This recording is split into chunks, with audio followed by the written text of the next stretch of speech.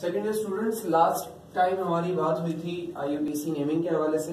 वो लेक्चर थोड़ा सा आप लोगों को क्लियर नहीं था, तो इमेज का उसमें इशू आ रहा था, तो हम दोबारा रिकॉर्ड कर रहे हैं। दोबारा देख लेते हैं इस चीज को, दोबारा समझने की कोशिश करते हैं, क्योंकि कुछ बच्चों ने जो असाइनमेंट्स किए थे उसमें गलती भी थी उनकी। तो हम दोबारा से बात को समझते हैं कि किस तरीके से होगा। बेटा चैप्टर 5 का ही हमारा लास्ट टॉपिक है IUPAC naming of complexes, ठीक है।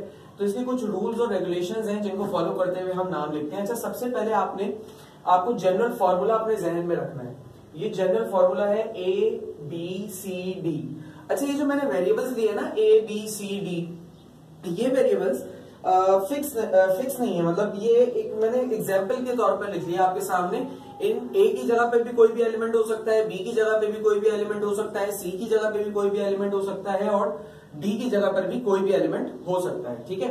तो अच्छा, ABCD क्यों लिया मैंने? ABCD लेने का मकसद बेटा ये है कि जब आप नाम लिखेंगे तो नाम लिखने में सीक्वेंस यही होगी। ABCD की सीक्वेंस बिल्कुल इसी तरीके से होगी जिस तरीके से आपके सामने आपको नजर आ रहा है। यानी कि A की जगह पे जो भी एलिमेंट होगा पहले नाम उसका आएगा, D की जगह पे जो भी कोई होगा फिर दूसरे नंबर पर नाम उसका आएगा, C की जगह पर जो भी होगा फिर तीसरे नंबर पर नाम उसका आएगा, और लास्ट में जो D की जगह पर होगा नाम उसका है, ठीक है। अब देख लेते हैं कि इन स्पेसिफिक प्लेसेस पर, ABCD प्लेसेस पर कौन कौन सी चीजें होती हैं, हो सकती हैं, और उनके साथ उनको किस तरीके से डील करते हैं।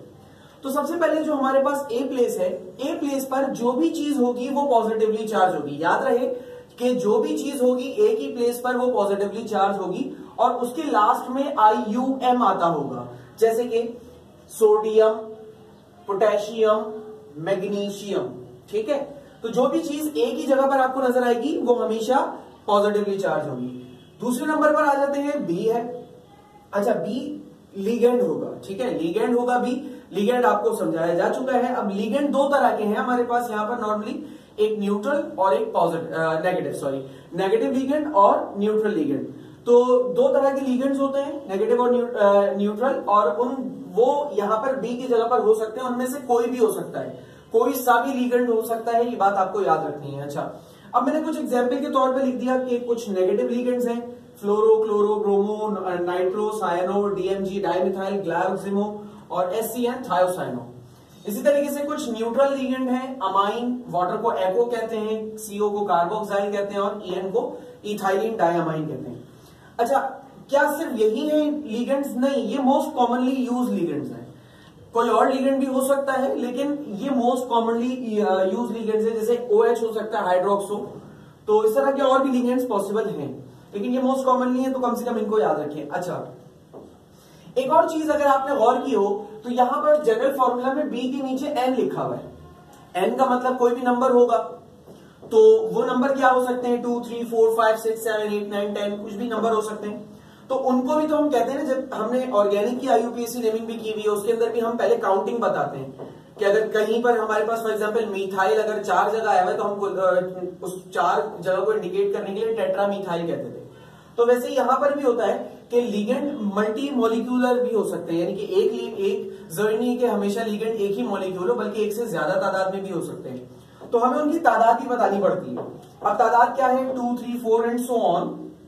Die, tri, tetra, penta, hexa, bis, tris, tetrakis, pentakis और हेक्साकिस। अब ये 2 लफ्ज आ रहे हैं, तो क्या ये दोनों लफ्ज हमारी मर्जी है, हम जिसको चाहें यूज कर लें, या कोई स्पेसिफिक्स है इसमें? बिल्कुल स्पेसिफिक्स है बेटा। देखिए, ये जो डाई, ट्राई, टेट्रा, पेंटा और हेक्सा का लफ्ज है, ये लफ्ज नॉर्मली हम यूज करते हैं इनऑर्गेनिक लिगेंड्स के लिए। किसके लिए यूज करते हैं? इनऑर्गेनिक लिगेंड्स के लिए। और ये जो बिस, ट्रिस, टेट्राकिस, पेंटाकिस, हेक्साकिस जैसे लफ्ज हैं, ये हम यूज करते हैं ऑर्गेनिक लिगेंड्स अगर हमारे पास होते हैं, तो ऑर्गेनिक लिगेंड्स के लिए हम इनका इस्तेमाल करते हैं, ठीक है। अच्छा, हमारे अभी जो मैंने बोर्ड पर लिखे हुए उसमें से 2, ये एक तो डाइमिथाइल ग्लाइकोसिनो और इथाइलिन डायमाइन, फिल वक्त ये ऑर्गेनिक लिगेंड्स हैं, यानी कि अगर ये कहीं फॉर्मूला में मुझे लिखे हुए नजर आएंगे तो मैं बिस, ट्रिस, टेट्राकिस वाली काउंटिंग का इस्तेमाल करूंगा। इसके अलावा जितने भी लिगेंड्स आपको नजर आ रहे हैं उन सबके लिए डाई, ट्राई, टेट्रा और पेंटा वाली काउंटिंग को यूज करना है, ठीक है। तो यहां पर हमारे पास याद रखने की बातें क्या है कि 2 तरह के लिगेंड्स हैं, नेगेटिव और न्यूट्रल। इनके नाम क्या होते हैं, इनको किन नामों से बुलाया जाता है? नेगेटिव लिगेंड के लास्ट में हमेशा O लगता है, याद रखिएगा, और इनकी काउंटिंग किस तरीके से दी जाती है। तो A और B को हमने डील कर लिया। अब आते हैं C पर। सो C क्या है हमारे पास? C है बेटा ट्रांजिशन एलिमेंट। सी क्या होगा, सी ट्रांजिशन एलिमेंट होगा। ए की जगह पर कोई पॉजिटिव चीज होगी, बी की जगह पर कोई लिगेंड होगा, सी की जगह पर क्या आ रहा है हमारे पास, सी की जगह पर कोई ट्रांजिशन एलिमेंट होगा। अब ट्रांजिशन एलिमेंट्स आप जानते हैं ब्लॉक डी और एफ को के एलिमेंट्स को रेफर किया जाता है, लेकिन अब ट्रांजिशन एलिमेंट्स के नाम देने में कुछ खासियत है, कुछ पॉइंट्स हैं जो हमें याद रखने हैं। 2 पॉइंट्स हैं ट्रांजिशन एलिमेंट्स के नाम को देने के हवाले से। पहला पॉइंट क्या है, पहला पॉइंट यह है कि अगर ए मौजूद है फॉर्मूला में, ए मौजूद है तो फॉर्मूला में अगर ए मौजूद होगा तो ट्रांजिशन एलिमेंट का लैटिन नेम यूज करेंगे आप, ठीक है। अगर फॉर्मूला में ए मौजूद है तो ट्रांजिशन एलिमेंट का लैटिन नेम आप यूज करेंगे, और उस लैटिन नेम के आखिरी में क्या आएगा, ATE आ जाएगा, उसके लास्ट में क्या आ जाएगा, ATE आ जाएगा। अच्छा, अगर एलिमेंट का लैटिन नेम ना हो सर फिर क्या करेंगे, बहुत अच्छी बात है। अब अगर एलिमेंट का लैटिन नेम ना हो तो आखिर में सिर्फ और सिर्फ ATE लग जाएगा, बट लैटिन नेम तो नहीं है, तो फिर क्या करेंगे, फिर आप उसका इंग्लिश नेम ही यूज करेंगे और उसके लास्ट में ATE लगा देंगे। ATE मस्ट है अगर ए मौजूद है तो। अच्छा, अब यहां पर एक बात आती है जहन में कि सर आप कह रहे हैं इफ ए, यानी कि कंडीशन ये भी हो सकती है कि ए ना हो। बिल्कुल, आप अगर इस बात को समझ रहे हैं तो बिल्कुल सही समझ रहे हैं। देखिए ये जो A B C D आप देख रहे हैं ना, इसमें से B और C ये दो तो लाजमी होंगे, ठीक है, B और C ये दो तो लाजमी होंगे।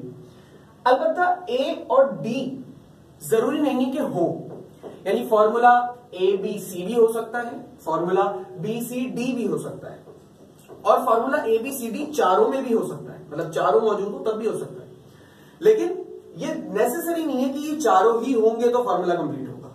तो इसीलिए मैंने यहां पे लिखा इफ ए इज प्रेजेंट, अगर ए होगा, अगर ए होगा तो एलिमेंट का, ट्रांजिशन एलिमेंट का नेम लैटिन नेम में लिखा जाएगा और उसके आखिर में ATE लगेगा।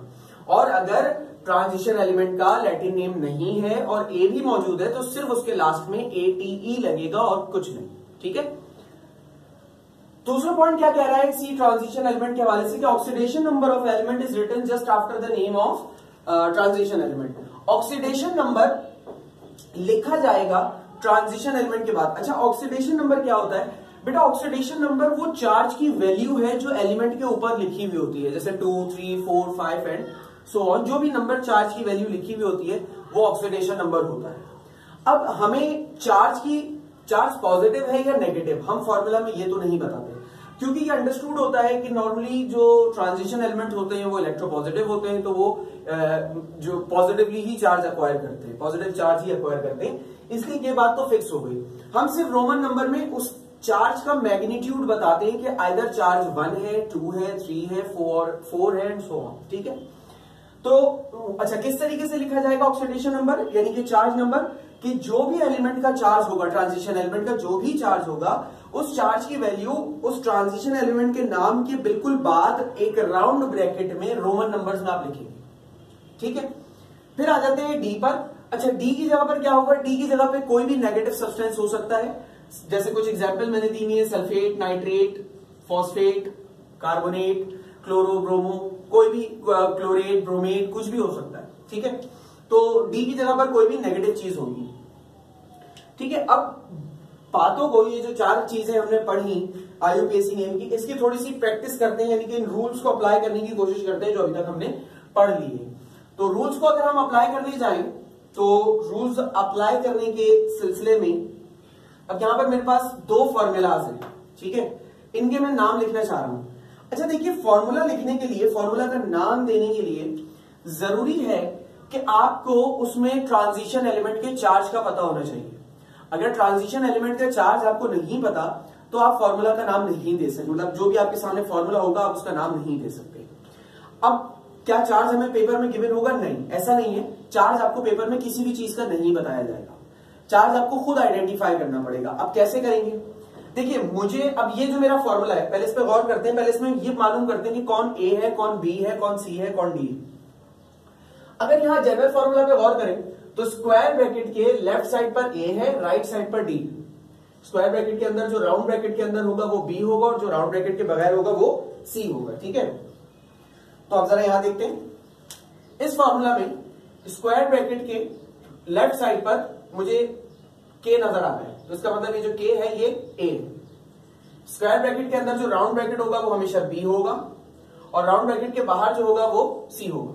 इस फॉर्मूला में डी नहीं है, ठीक है, सही है।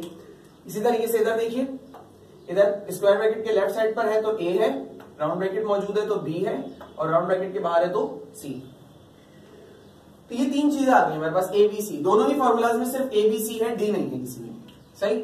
अब नाम देने के लिए सबसे पहले हमें क्या आइडेंटिफाई करना है? नाम देने के लिए हमें सबसे पहले चार्जेस मालूम करने हैं कि हमारे फॉर्मूला में जो भी चीजें मौजूद है उनके ऊपर चार्ज क्या है और कितना है। तो चार्जेस मालूम करने के लिए सबसे पहले हमारे पास देखते हैं। अच्छा, अब इसमें मुझे ट्रांजिशन, बेसिक जो मेरा मकसद है वो ट्रांजिशन एलिमेंट का चार्ज मालूम करना है, बेसिक मकसद, ठीक है ना। तो ट्रांजिशन एलिमेंट ये है K3 सॉरी Fe है, सी की प्लेस पर जो होगा। तो बाकी चीजों का चार्ज मुझे याद होना चाहिए, मुझे पता होना चाहिए, तभी मैं उसका चार्ज मालूम कर सकता हूं। पेपर में बाकी चीजों का चार्ज भी गिवन आपको नहीं मिलेगा, ये आपको याद होना चाहिए। अब देखिए K3, अच्छा पोटेशियम ग्रुप 1 का एलिमेंट होता है, तो ग्रुप 1 के ऊपर चार्ज क्या आता है? +1, ठीक है। अगर पोटेशियम के एक एटम के ऊपर चार्ज +1 है तो पोटेशियम के 3 एटम्स पर चार्ज क्या हो जाएगा? टोटल +3। क्लियर है? अच्छा, इसी तरीके से आप आ जाइए Cn पर। तो अभी मैंने बताया कि बी की प्लेस पर जो लिगेंड होगा उसके चार्ज आप यहां से देख सकते हैं कि Cn के एक मॉलिक्यूल पे क्या चार्ज आ रहा है? -1, ठीक है। तो Cn के एक मॉलिक्यूल पे अगर चार्ज -1 है और यहां पे Cn के मुझे 6 मॉलिक्यूल्स नजर आ रहे हैं, तो Cn के ऊपर टोटल चार्ज क्या हो जाएगा? -6 हो जाएगा। अब जरा और कीजिए, -6 और +3, ये जो कॉम्प्लेक्स कंपाउंड है ये ऑन द होल तो न्यूट्रल है, इसके ऊपर किसी किस्म का कोई चार्ज तो मौजूद है नहीं। जब इसके ऊपर किसी किस्म का कोई चार्ज मौजूद नहीं है तो फिर हम इसको बैलेंस कैसे करेंगे? अब देखिए, अगर ये -6 है और ये +3 है तो इसका मतलब कमी है +3 की, ठीक है। बात को समझिएगा कि इसके ऊपर कमी कितने की है? +3 की, क्योंकि अगर ये +3 होगा तो वो इस वाले पोटेशियम वाले +3 के साथ मिलकर 6 बना देगा। तो टोटल पॉजिटिव कितना हो गया? 6, और नेगेटिव कितना है? वो भी 6। तो इक्वल हो जाएगा, इक्वल होकर कैंसिल आउट हो जाएगा, बिल्कुल ऐसे ही है। तो यानी Fe पर चार्ज क्या आ गया? +3, मैंने मालूम कर लिया, ठीक है। जब चार्ज मालूम हो जाए तो अब नाम देने की कोशिश करते हैं। तो नाम देने के लिए सीक्वेंस फॉलो करनी है। पहले ए का नाम देना है, तो ए क्या है मेरे पास? ए है पोटेशियम, मैंने ए का नाम दे दिया। फिर बी क्या है? Cn, सही है। अच्छा, बी नेगेटिव लिगेंड है, तो नेगेटिव लिगेंड के लास्ट में O लगता है, आप देख सकते हैं। तो पोटेशियम सायानो। अच्छा, सायानो से पहले मुझे एक और चीज बतानी पड़ेगी कि सायानो कितना है, मतलब सायानो की तादाद क्या है? सायानो की तादाद है 6 सायानो है ना। पोटेशियम हेक्सा सायानो, ठीक है, पोटेशियम हेक्सा सायानो। अब सी की बारी आ जाएगी। ए का नाम दे दिया, बी का नाम दे दिया, अब सी क्या है? आयरन है, Fe। अच्छा, एक और बात, आप पॉइंट को रेफर कीजिए। पॉइंट क्या कह रहा था कि अगर ए मौजूद होगा तो एलिमेंट का लैटिन नेम आएगा। आयरन का लैटिन नेम होता है, क्या होता है आयरन का लैटिन नेम? फेरस होता है, ठीक है ना। तो हमने क्या करना है, उसके लास्ट में जो फेरस के आखिर में अस आता है उसको हटाकर क्या लगा देना है? ATE, पोटेशियम हेक्सासायानो फेरेट, फेरेट लगा दिया। अच्छा, उसके बाद दूसरा पॉइंट क्या कह रहा है सी में कि ऑक्सीडेशन नंबर लिखा जाएगा एलिमेंट के नाम के बाद, ट्रांजिशन एलिमेंट के नाम के बाद। तो ऑक्सीडेशन नंबर इसका क्या है? 3 है। पॉजिटिव 3 चार्ज लगाया था ना आपने, तो 3 है, तो आपने 3 लगा, ठीक है। इसी तरीके से दूसरा एलिमेंट है। अब दूसरा एलिमेंट के चार्ज वगैरह को हम मालूम करते हैं। तो दूसरा एलिमेंट जो है इसमें अगेन वही है, पोटेशियम के एक एलिमेंट पे चार्ज होता है, एक एटम पे चार्ज होता है +1। यहां पर 3 पोटेशियम के एटम्स हैं, तो इसका मतलब हो जाएगा +3। ये क्या है? NO2 नाइट्रो, ये रहा। तो नाइट्रो पे क्या चार्ज आ रहा है? -1, -1 चार्ज है नाइट्रो के एक मॉलिक्यूल पर, ठीक है। तो 6 मॉलिक्यूल्स पर कितना चार्ज हो जाएगा? टोटल -6 हो जाएगा। अब अगेन देखिए, पॉजिटिव 3 है और नेगेटिव 6 है, तो पॉजिटिव को नेगेटिव के बराबर होने के लिए कितना पॉजिटिव मजीद चाहिए? 3 चाहिए ना। तो इसका मतलब ये जो CO है कोबाल्ट, ये +3 होगा। क्लियर? अब नाम देते हैं। Potassium hexa. पहले हमने नाम दिया ए का पोटेशियम, फिर नाम दिया बी का। अच्छा, बी का नाम देने के लिए बी जितने मौजूद हैं उनकी काउंटिंग लिख दी हेक्सा। अब बी है क्या? बी है नाइट्रो, हेक्सा नाइट्रो। ठीक है। अब आखिर में आता है ट्रांजिशन एलिमेंट का नेम। ट्रांजिशन एलिमेंट क्या है? CO। अच्छा, CO है कोबाल्ट। कोबाल्ट का लैटिन नेम कोई नहीं होता। ठीक है, CO कोबाल्ट का लैटिन नेम कोई नहीं है, तो क्या करें? इंग्लिश नेम लिखेंगे। लेकिन इंग्लिश नेम लिखने के लिए भी तो शर्त है ना। क्या? जब सी पर आओगे तो ये दोनों पॉइंट्स को याद रखना है ना कि अगर ये मौजूद है तो आखिर में ATE तो लगेगा। अब कोई अगर ये बोले कि सर वो तो लैटिन नेम के साथ लगता है, नहीं, ऐसा नहीं है। देखिए, ATE लगना लाजमी है, चाहे लैटिन नेम हो या नहीं हो। लैटिन नेम तब लगता है जब ए हो, और अगर लैटिन नेम नहीं है तो ATE तो लाजमी लगता है। यानी कि इधर आपने जैसे फेरेट किया था ना, वैसे इधर क्या हो जाएगा? इंग्लिश नेम है ना, तो मसला नहीं है। इंग्लिश नेम के लास्ट में आप लगा देंगे कोबाल्टेट, लास्ट में ATE लगेगा। और कोबाल्टेट, अब इसका चार्ज क्या है? 3, तो ऑक्सीडेशन नंबर इसका आ गया 3। क्लियर है मेरी बात सबको? किसी को कोई सवाल हो तो वो ग्रुप पे कंसर्न कर सकता है। बोर्ड की आप बोर्ड से जो लेक्चर अगर आपने कॉपी करना है आप कर लें। इसके हवाले से मजीद असाइनमेंट क्वेश्चंस हम आने वाले दिनों में सॉल्व करेंगे। Thank you.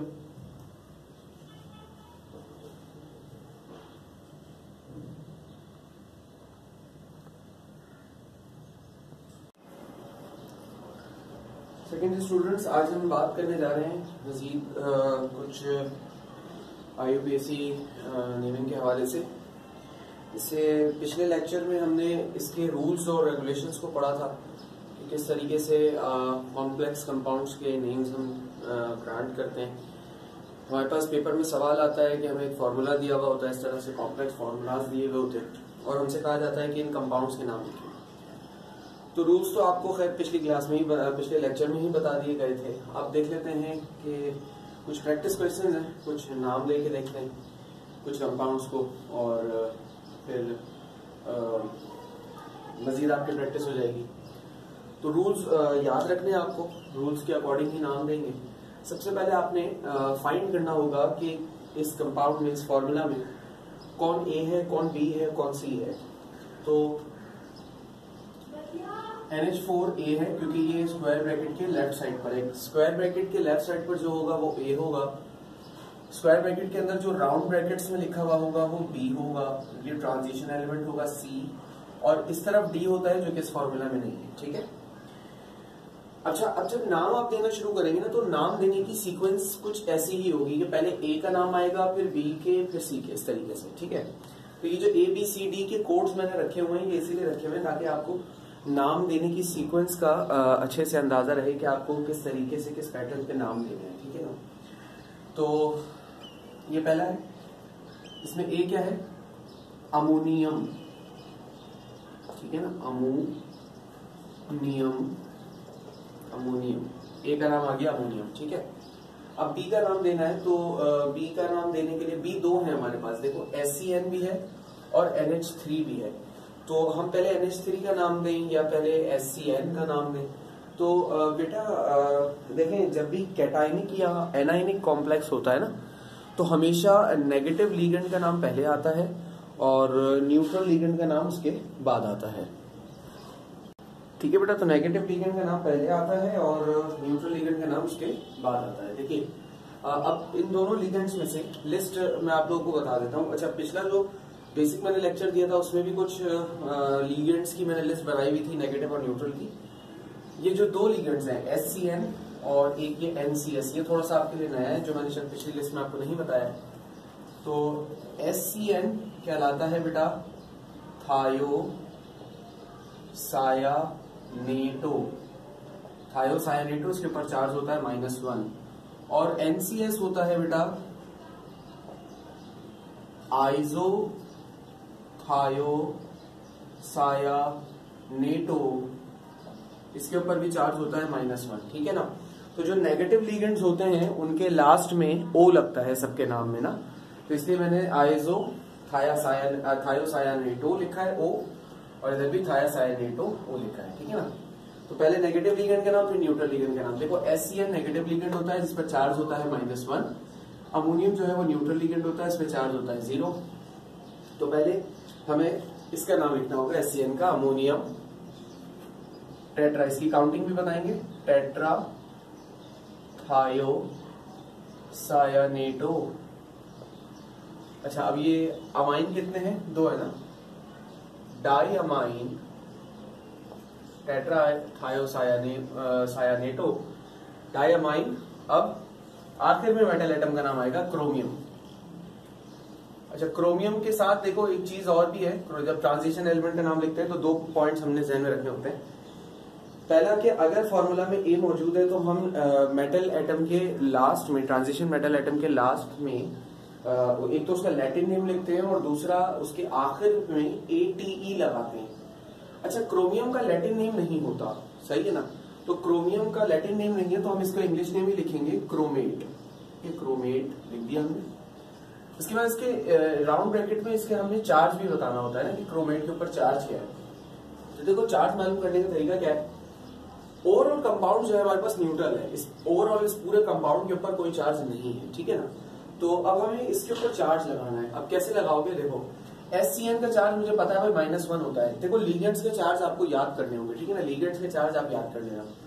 तो HCl का चार्ज जो है वो -1 होता है एक मॉलिक्यूल का, यहाँ 4 मॉलिक्यूल है तो टोटल चार्ज हो गया -4। अच्छा अमोनियम पे तो कोई चार्ज है नहीं, इसे हटा दो। अब ये वाला जो अमोनियम आयन है इसके ऊपर +1 चार्ज होता है। तो जैसा कि मैंने बताया कि कंपाउंड जो है वो पूरा का पूरा ऑन द होल जो है वो न्यूट्रल है। जब compound on the whole neutral है बेटा तो फिर जो प्लस और माइनस चार्ज की मैग्नीट्यूड है वो बराबर होना चाहिए। अगर यहाँ पे आप देखो यहाँ पर क्या आ रहा है +1 और यहाँ पर क्या आ रहा है -4, तो +1 और -4 इसको इक्वल करने के लिए आपको क्रोमियम पे +3 चाहिए।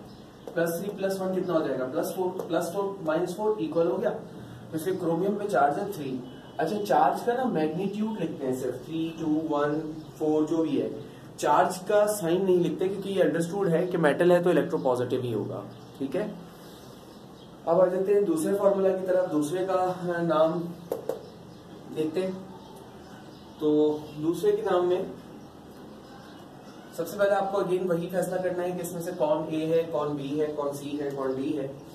तो ये जो Na3 आपको नजर आ रहा है ये स्क्वायर ब्रैकेट के लेफ्ट साइड पर है, तो ये A है, ये दोनों B हैं और ये ट्रांजिशन एलिमेंट है C, ठीक है ना, इसमें भी D नहीं है। तो अब नाम देते हैं, पहले A का नाम सोडियम है तो आपने लिख दिया सोडियम। अच्छा यहाँ 3 सोडियम है तो कोई ट्राई सोडियम ना लिखे, ठीक है ना, क्योंकि काउंटिंग जो बताई जाती है ना वो सिर्फ लिगेंड्स की बताई जाती है, ना मेटल एटम की बताई जाती है, ना ट्रांजिशन एलिमेंट की बताई जाती है, ना A की बताई जाती है, ना D की बताई जाती है, ठीक है ना। तो सिर्फ सोडियम लिखना है, सोडियम। अब आ जाते हैं लिगेंड की तरफ। तो लिगेंड अब हमारे पास 2 हैं, एक CN है और एक NO है, ठीक है। तो CN और NO, अच्छा दोनों ही नेगेटिव लिगेंड्स हैं। ये CN जो है वो -1 होता है, NO भी -1 होता है, दोनों नेगेटिव लिगेंड्स हैं। तो किसका नाम पहले लिखिए, CN का या NO का। अच्छा NO कौन सा लिगेंड होता है पता नहीं, मैंने इसका आपको पिछले लेसन में बताया था या नहीं, मैं इसका भी बता दूं। इसका नाम होता है नाइट्रोसो, इसको कहते हैं हम नाइट्रोसो क्योंकि आखिर में O लगता है, ठीक है ना, नेगेटिव लिगेंड के। तो अब पहले हम नाम देंगे CN का, सायनेट का, सायनो का। क्यों, क्योंकि देखो दोनों ही नेगेटिव लिगेंड्स हैं, ये भी और ये भी। जब दोनों नेगेटिव लिगेंड्स होते हैं तो फिर हम अल्फाबेटिक ऑर्डर फॉलो करते हैं, यानी कि जब दोनों नेगेटिव लिगेंड्स हो या 2-3 आपके पास न्यूट्रल लिगेंड हो तो ऐसी कंडीशन में आप अल्फाबेटिक ऑर्डर को फॉलो करते हैं। तो अल्फाबेटिक ऑर्डर के हिसाब से इसका जो नाम शुरू हो रहा है वो N से शुरू हो रहा है, नाइट्रोसो, और इसका नाम शुरू हो रहा है C से, सायानो, ठीक है ना। तो C पहले आता है इसलिए हम ये लिखेंगे सोडियम। इसकी काउंटिंग भी बतानी होगी, पेंटा सायानो, पेंटा सायानो। अच्छा नाइट्रोसो को ऐसे लिखेंगे, नाइट्रोसो, क्योंकि इसके एक ही है तो नाइट्रोसो का मतलब एक ही है।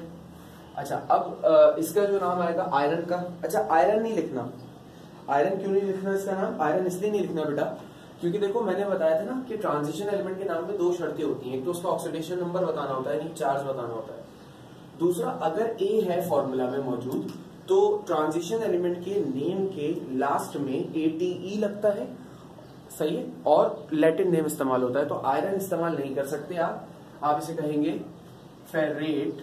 आयरन के लिए फेरस होता है ना, तो इसे आप कहेंगे फेरेट, ठीक है, फेरेट। अब फेरेट का चार्ज बताना है। देखो नाइट्रोसो के एक मॉलिक्यूल पर -1 है और सायनो के एक मॉलिक्यूल पर -1 है। 5 है यहाँ मॉलिक्यूल, तो -5 हो जाएगा। -5 -1 टोटल हो गया बेटा ये -6। अब देखो -6 और ये Na3 है, ये पॉजिटिव है, तो ये पॉजिटिव 3 हो गया। Na के ऊपर एक एटम पर +1 होता है, 3 पर कितना हो जाएगा बेटा +3। तो देखो -6 और +3, अभी भी बैलेंस नहीं है मामला। -6 और +3, इसको +6 होना है, तो +6 करने के लिए अगर आयरन के ऊपर +3 होगा तभी तो +3 मिलकर कितना बनेगा 6 बनेगा, तो फिर वो आयरन नेगेटिव को बैलेंस करेगा। इसलिए फेरेट पर चार्ज क्या आ गया बेटा 3। आगे चलते हैं बेटा, अगला जो फॉर्मूला है हमारे पास, अब इसमें भी हमें सबसे पहले तो ABCD का फैसला करना है। तो देखो इसमें स्क्वायर ब्रैकेट के लेफ्ट साइड पर कुछ नहीं बल्कि राइट साइड पर है, तो जो राइट साइड पर होता है वो D होता है। अच्छा ये C है ट्रांजिशन एलिमेंट, तो इसका मतलब ये दोनों B है। तो अब जब हम नाम लिखते हैं तो सबसे पहले हमें B का नाम लिखना होता है, फिर C का नाम लिखना होता है और लास्ट में हम D का नाम लिखते हैं। तो इसको लिख लेते हैं। अब देखो 2 लिगेंड्स हैं हमारे पास, एक Cl है और एक En है। En जो है वो पिछले लेक्चर में मैंने आपको लिस्ट भी बताई थी, इथाइलिन डायमाइन ऑर्गेनिक लिगेंड होता है, तो और ये न्यूट्रल लिगेंड होता है। इसके ऊपर चार्ज आ गया 0 और Cl पे चार्ज आ गया -1, ठीक है। तो अब देखते हैं इसका नाम, पहले नेगेटिव लिगेंड का नाम फिर न्यूट्रल लिगेंड का नाम, ठीक है। कैटायनिक या एनायनिक कॉम्प्लेक्स होगा तो पहले नेगेटिव लिगेंड का नाम फिर न्यूट्रल लिगेंड का नाम। अच्छा ये कैटायनिक और एनायनिक कॉम्प्लेक्स से मेरी क्या मुराद है? कैटायनिक और एनायनिक कॉम्प्लेक्स से मेरी मुराद ये है कि अगर ए और या डी में से कोई नजर आ रहा है आपको, ए या डी में से, तो उसका जो उसमें जो हम लिगेंड के नेम का पैटर्न फॉलो करेंगे वो हम यही फॉलो करेंगे, पहले नेगेटिव लिगेंड फिर न्यूट्रल लिगेंड। लेकिन अगर आपके पास कैटायनिक या एनायनिक कॉम्प्लेक्स नहीं है, जैसे कि मिसाल के तौर पे एक फॉर्मूला है मेरे पास NiCO4, ये भी पास पेपर्स में बहुत पढ़ता हुआ आया हुआ है, तो इसमें इसके ऊपर चार्ज 0 होता है, ओवरऑल इस पूरे स्क्वायर ब्रैकेट में चार्ज 0 होता है। तो ये कैटायनिक कॉम्प्लेक्स नहीं है, एनायनिक कॉम्प्लेक्स नहीं है, तो यहाँ पर मैं अल्फाबेटिक ऑर्डर फॉलो करूंगा, नेगेटिव और न्यूट्रल लिगेंड वाली बात नहीं आएगी। अच्छा यहाँ तो नेगेटिव और न्यूट्रल का चक्कर भी नहीं है पहली बात तो, लेकिन फिर भी जस्ट फॉर नॉलेज बता रहा हूँ। तो कैटायनिक और एनायनिक कॉम्प्लेक्स अगर हो, यानी कि डी या ए फॉर्मूला में मौजूद हो, तो हम पहले नेगेटिव लिगेंड का नाम लिखते हैं। तो पहले नेगेटिव लिगेंड का नाम आएगा डाइक्लोरो। अच्छा ये जो En2 लिखा है, En2 का मतलब है 2 इथाइलिन डायमाइन के मॉलिक्यूल है ना, तो 2 इथाइलिन डायमाइन के मॉलिक्यूल्स को हम कहते हैं बिस इथाइलिन डायमाइन। अच्छा इसको बिस इथाइलिन क्यों कह रहा हूँ, इसको बिस इथाइलिन बेटा इसलिए कहा जा रहा है क्योंकि जो हमारे पास ऑर्गेनिक लिगेंड्स होते हैं ना, उनके नेम में हम डाई, ट्राई, टेट्रा, पेंटा इस तरह के लफ्जों का इस्तेमाल नहीं करते, बल्कि बिस, ट्रिस और टेट्राकेस, ट्राई, ट्रिस इस तरह के लफ्जों का इस्तेमाल करते हैं, तो इसलिए बिस इथाइलिन डायमाइन। अब इसका नाम आएगा क्रोमियम का, तो हमने लिख दिया क्रोमियम। अच्छा यहाँ पे मैं क्रोमेट नहीं लिखूंगा, क्रोमियम लिखूंगा, ठीक है। क्यों? क्योंकि क्रोमेट लिखने के लिए तो शर्त यह है कि क्रोमेट अगर मुझे लिखना है तो क्रोमेट लिखने के लिए ए मौजूद होना चाहिए, यानी कि अगर मैं ATE लगाना चाह रहा हूँ, ATE तब लगता है जब ए हो, ए नहीं है तो आप सिंपल क्रोमियम लिखेंगे। अब क्रोमियम का चार्ज बताना है, चार्ज बाद में बताते हैं। फिर ये आखिर में क्या लिखा हुआ है, क्लोरीन, तो इसको क्लोरीन नहीं लिखना है, इसको लिखना है क्लोराइड। अच्छा जरा एक फर्क और देखो, जब लिगेंड की जगह पे क्लोरीन आ रहा है ना तो इसको कह रहे हैं क्लोरो, और जब डी की जगह पे यानी कि नेगेटिव एनाइन की जगह पर क्लोरीन आ रहा है तो उसे हम कह रहे हैं क्लोराइड, जो उसके आयन का नेम है, ठीक है ना। तो इसमें भी अक्सर बच्चे कंफ्यूज रहते हैं, इस चीज को ध्यान में रखना कि नेगेटिव लिगेंड के लास्ट में ओ लगता है हमेशा, ठीक है ना। तो इसलिए मैंने यहाँ पर क्लोरो लगाया और वहां पे क्लोराइड ही रहेगा। अब क्रोमियम का चार्ज बताना है, तो टोटल चार्ज देखो, इधर 2 Cl2 है, एक Cl पर -1 होता है, 2 पर कितना हो जाएगा -2, और एक बाहर है तो -1, -2 -1 कितना हो गया, टोटल हो गया ये -3। अच्छा कंपाउंड के ऊपर, पूरे कंपाउंड में कोई चार्ज नहीं है, इसका मतलब जितना नेगेटिव है उतना पॉजिटिव होगा। तो अगर टोटल नेगेटिव -3 है तो पॉजिटिव कितना होगा, +3, ठीक है बेटा। ये इस तरीके से नाम आ गया इसका। अब अगले फार्मूला की तरफ देखते हैं। अगला जो फार्मूला है हमारे पास वो ये है। अच्छा, अब इसमें भी पहले आपने ए बी सी डी का फैसला कर लिया। इस फार्मूला में डी है, ये पूरा का पूरा बी है, ये सी है। अच्छा, ये है क्या? जब नाम देने जाओगे तो इतना बड़ा नाम आ गया सर, इतना बड़ा है क्या? बेटा ये इथाइलिन डायमाइन ही है। इथाइलिन डायमाइन को शॉर्ट फॉर्म में ऐसे लिखते हैं EN, और अगर मतलब प्रॉपर वे में इसको लिखना हो तो उसको इस तरीके से लिखा जाता है। तो हम इसको लिख लेते हैं, एक ही इथाइलिन डायमाइन है, तो इसको हमने सिर्फ इथाइलिन